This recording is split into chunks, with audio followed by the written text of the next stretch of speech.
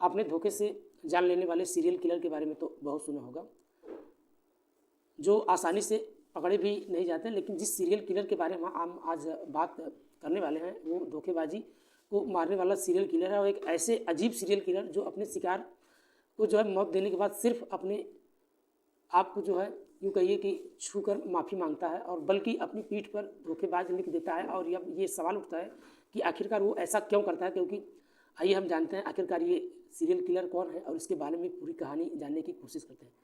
नमस्कार, आदाब, सत श्री अकाल, भदोही प्लस से आप सबका स्वागत है। मैं आपका दोस्त अमित कुमार।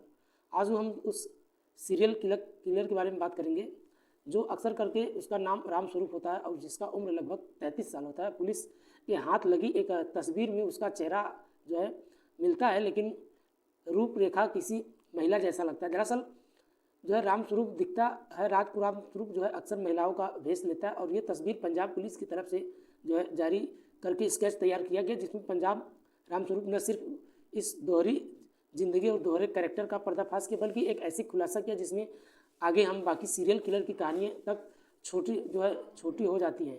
दरअसल भुलक्कड़ सीरियल किलर ऐसा है जो है कैमरे पर अपनी जुर्म कबूल करने वाला राम स्वरूप अब 11 कत्ल की बात तो अपने मुंह से कबूल चुका था, लेकिन उसे इससे आगे वो खुद नहीं कह सकता, क्योंकि याददाश्त उसकी बहुत ही कमज़ोर थी। क्योंकि बाकी के कत्ल याद नहीं, बदली ये मतलब ये वो भुलक्कड़ सीरियल किलर है जिसे लाशों की गिनती तो याद है, लेकिन कमाल की ये बात है कि ये लाश के साथ ये दो चीज़ें करना भी नहीं भूल पाता। एक कत्ल करने के बाद मरने वाले के पीठ पर धोखेबाज लिखना, और दूसरी जिसके कत्ल करता उन दोनों के जो है पैरों और हाथों को पकड़ कर उनसे माफ़ी मंगवाना।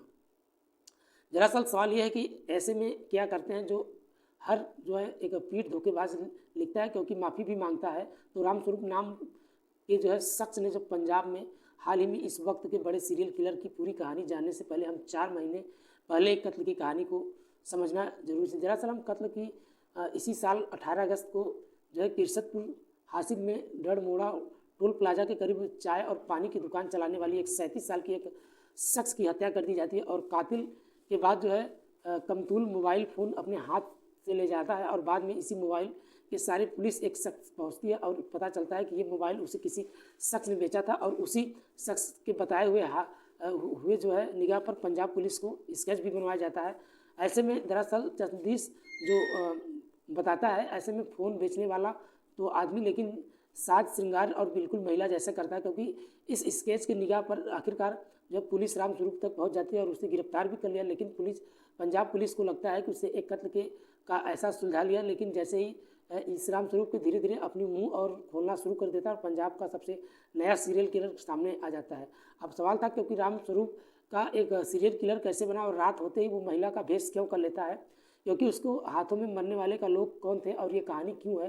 दरअसल राम स्वरूप समलैंगिक था, इसके साथ साथ एक तरह का एक सेक्स वर्कर भी था, जो इसलिए वो जो है मामूमन जो है रात को महिला की तरह जो है श्रृंगार का बाकायदा घूंघट चेहरा ढककर सड़क के किनारे ग्राहकों को तलाशता और निकल पड़ता। अब ये भी तो ठीक था, लेकिन अब ये ग्राहकों को से पैसा लेकर जो है कोई झगड़ा तो वही अपने जो है मतलब से गला घोट कर उनकी हत्या कर देता था, और पैसों को लेकर ऐसे झगड़े कई बार भी हो। लेकिन राम स्वरूप के मुताबिक वो रात को कत्ल करने ही नहीं बल्कि पैसा कमाने के लिए करता था, और इस बारे में वो घूंघट कार वाले जो है लिफ्ट लेता था और इस बार किसी सुनसान दुकान उन जगह पर ग्राहकों के पास जाता और अक्सर पैसे कमा कर वो लौट भी जाता था। लेकिन इस बार पैसे में जो है मोल तोल को लेकर ही फिर जो है वादे हिसाब से जो है पैसे न देने वह उसे गुस्सा भी आ जाता है। ऐसे में हिसाब में न मिलने से कई बार सामने लड़ाई और झगड़ा भी हो जाती है। जब इसका झगड़ा होता है तो सामने वाले को मार देता है, और मारने के लिए हमेशा वो अपने जो है मफलर या जो है आसपास पड़ी किसी चीज़ का इस्तेमाल करता था। वो भी अपने हाथ से या हथियार को लेकर नहीं चलाता था, ताकि इस बात को जब पुलिस को ना पता। दरअसल पंजाब पुलिस के मुताबिक राम स्वरूप की वारदात का तरीका बड़ा सीधा साधा, चूँकि वो सब लैंगिक था इसलिए रात को ही अक्सर वो शिकार की तलाश में बाहर निकलता था। जब भी वो किसी वारदात को अंजाम देता था तो नमूना नशे में होता था। और पुलिस मुताबिक राम स्वरूप पिछले करीब 1.5 साल से राम स्वरूप फतेहगढ़ से हासिब और होशियारपुर इलाके में 11 कत्ल कर चुका था। वहीं पुलिस राम स्वरूप को इकबाल एक नामा जुर्म जो है के बावजूद इन सभी जगहों पर कत्ल की जानकारी जुटाने की कोशिश कर रहे थे। फिलहाल राम स्वरूप के हाथों में जो है 5 कत्ल की जो तस्दीक हो चुकी है, और बाकी जानकारी के हिसाब से हालांकि की जा रही है। वहीं हालांकि पंजाब पुलिस ने खुद ये कबूल करके कहा है कि कत्ल की जो है गिनती ज़्यादा भी हो सकती है, क्योंकि ये वजह रामस्वरूप ने हुए जिन 11 कत्ल को कबूला है उसे भी जो है कत्ल की जगह फिर मरने वाले के बारे में उसे ठीक ठाक या कुछ नहीं। दरअसल रामस्वरूप को शराब पीने की बुरी लत थी और वो पूरे दिन नशे में रहता था और नशे की वजह से कुछ उसे याद नहीं रहता था। हालांकि अब तक तफ्तीश के मुताबिक रामस्वरूप गे जरूर है, लेकिन वो किन्नर नहीं है और पंजाब पुलिस इस बात का पता लगाने की कोशिश कर रही है कि अगर रामस्वरूप सिर्फ गे है तो किन्नर नहीं है, तो वो फिर महिलाओं की तरह घूंघट डालकर रात को सड़क में क्यों निकलता है और इससे पिछले की वजह। हालांकि शुरुआत तफ्तीश और पूछताछ में सामने आया कि रामस्वरूप को बचपन से ही लड़कियों को कपड़े पहनने में ही मेकअप और करने में काफ़ी शौकीन था और घर में माँ बाप को छुपकर वो खुद अपनी मेकअप किया करता था। हम आज अपने भदोही प्लस के इस टीम के माध्यम से रामस्वरूप के घर में पहुंचकर पता चला कि बेशक उसे लड़कियों के कपड़े पहनने का बड़ा ही शौक था, मगर वो एक आम लड़का था जो 10वीं तक पढ़ाई के बाद गांव के ही एक स्कूल में रोपड़ में गांव में रहने वाला था। जो रामस्वरूप 10वीं फेल हो जाता था लेकिन फिर भी दोबारा इम्तिहान दिया और पास भी हो जाता। इसके बाद वो दुबई चला गया।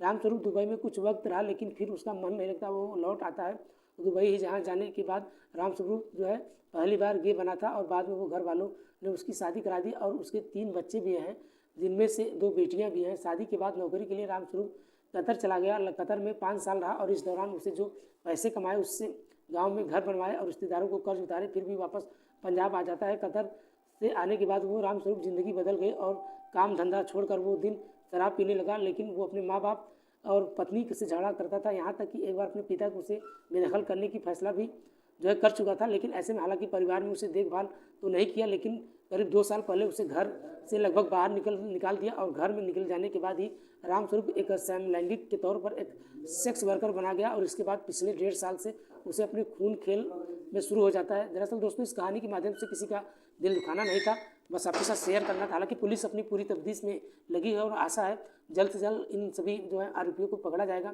दोस्तों, आशा करते हैं आप लोग खुश होंगे, सेफ होंगे, सुरक्षित होंगे। अगर आप चैनल पर नए हो तो प्लीज़ चैनल को सब्सक्राइब कर लीजिए। ऐसे ही हर रोज़ एक नए मज़ेदार स्टोरी के साथ मिलते रहेंगे। मिलते हैं नेक्स्ट में। आज के लिए तब तक के लिए बाय बाय, गुड नाइट, जय हिंद।